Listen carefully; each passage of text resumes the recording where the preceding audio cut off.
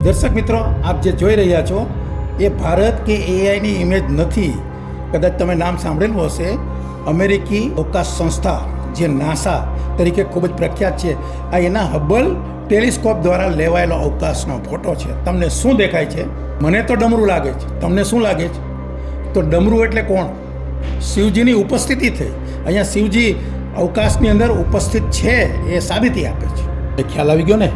હું હમણાં એમ કહેતો હતો કે શિવજીની ઉપસ્થિતિ છે જ, તો આ અત્યારે રહ્યા અવકાશીય શિવજી. આ જે પર્વત દેખાય છે એ તમને કૈલાસ પર્વત નથી લાગતો?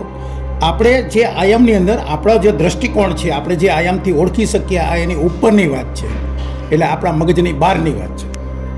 નાસાએ જે અવકાશમાંથી તરંગો એકઠા કર્યા અને તરંગો એકઠા કરી અને રૂપાંતરિત કર્યા, તો જે અવાજ આપણને સંભળાય છે એ શેનો અવાજ સંભળાય છે? એટલા માટે જ કદાચ આપણા સનાતન ધર્મના શાસ્ત્રો શિવ અને જીવને એક જ ગણે છે, અને એ જ ડમરૂનો અવાજ આપણને સંભળાઈ રહ્યો છે.